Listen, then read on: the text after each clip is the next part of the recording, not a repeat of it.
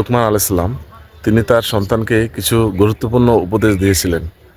তো আসলে কি উপদেশ দিয়েছিলেন, যে উপদেশগুলো আল্লাহ তাআলা অনেক পছন্দ করছিলেন এবং পছন্দ করে সূরা লোকমান নামক একটি সূরা নাজিল করছিলেন, যে সূরাতে 13 থেকে 19 নম্বর আয়াতে লোকমান আলাইসাল্লাম তার সন্তানকে যে উপদেশগুলো দিয়েছিলেন, আল্লাহ তাআলা সেই উপদেশগুলোই হুবহুব ওই আয়াতগুলোতে তুলে ধরছেন।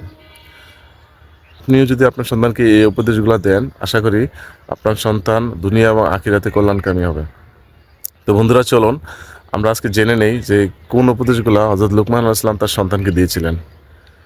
হযরত লোকমান আলাইহিস সালাম এক নম্বরে তার সন্তানকে যে উপদেশ দিয়েছিলেন সেটা হচ্ছে, প্রথমে বলছিলেন, হে বৎস, আল্লাহর সাথে কারোর শিরিক করো না, নিশ্চয়ই শিরিক একটি মহাপাপ।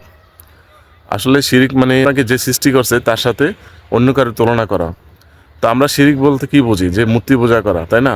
তো দৈনন্দিন জীবনে ওই শিরিকগুলো করে থাকি। যেমন আপনি চাকরি পাচ্ছেন না, একটি লোক আপনার চাকরির ব্যবস্থা করে দিল, আমরা কি বলি যে এই লোকটি আমার চাকরির ব্যবস্থা করে দিল বা রিজিকের ব্যবস্থা করে দিল, এটা কিন্তু এক ধরনের শিরিক। 2 নম্বর, কেউ যদি অসুস্থ হয়, ডাক্তারের কাছে গেল, ডাক্তার তাকে চিকিৎসা করে সুস্থ করলো, আমরা কি বলি যে ডাক্তার আমাকে সুস্থ করে দিল, তার মানে এটা এক ধরনের শিরিক। 3 নম্বর পয়েন্ট, যেটা আমরা সবসময় করি, কথায় কথায় শিরিক করি, সেটা হচ্ছে কারোর নাম যদি হয় আব্দুল সত্তার, আমরা সাত্তার করে ডাকি। কারোর নাম যদি বলে আব্দুল করিম, আমরা করিম বলে ডাকি। এটা হচ্ছে আল্লাহ তাআলার সিফাতের সাথে একটি বেয়াদবি, এটা এক ধরনের শিরিক। তো এই শিরিকগুলো আমরা যথাযথ করে থাকি। লুকমান আলাইহিস সালাম তার সন্তানকে প্রথমে বলেছিলেন যে শিরিক করা থেকে বিরত থাকার জন্য। 2 নম্বর পয়েন্ট, উনি বলছিলেন পিতামাতার সাথে সৎ আচরণ করা। পিতামাতার সাথে সৎ আচরণ কেন করতে হবে? একটা সন্তানের পেছনে পিতামাতার কি অবদান, পিতামাতার সাথে সন্তানের কি অবদান, সেটা তারাই বুঝবেন যারা বাবা মা হয়েছেন। আসলে একটা সন্তানকে বড় করার পেছনে পিতামাতার কত অবদান, সেটা তার বাবা মারা উপলব্ধি করতে পারেন।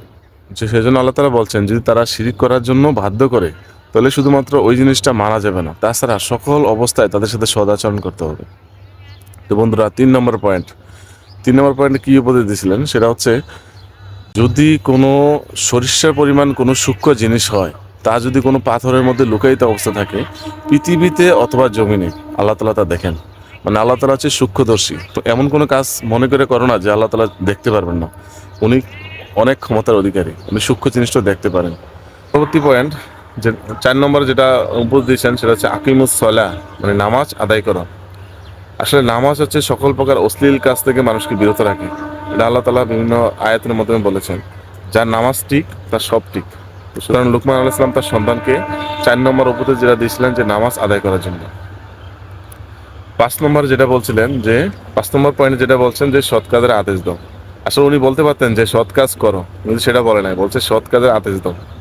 সৎ কাজের আদেশ মানে কি, যে আপনি যদি কোনো সৎ কাজ না করেন, ভালো কাজ না করেন, কাউকে আদেশ দিতে পারবেন না।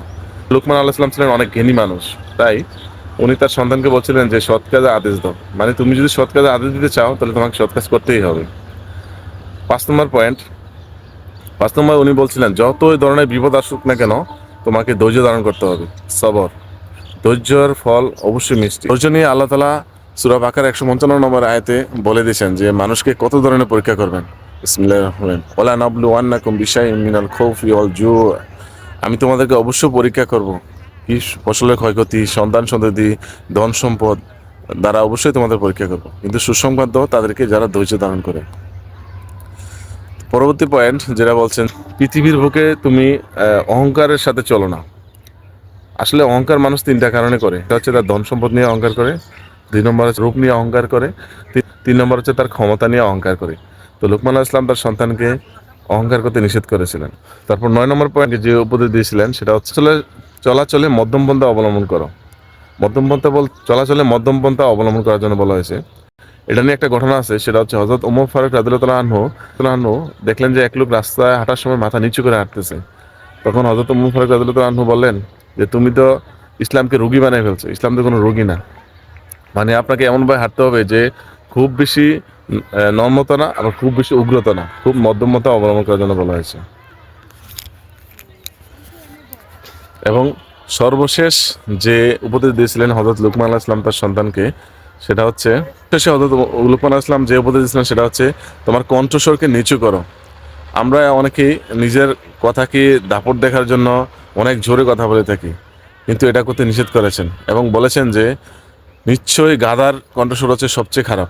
আমরা জানি যে গাধার আওয়াজ সবচেয়ে খারাপ, কিন্তু সে সে কিন্তু অনেক আওয়াজ করে থাকে।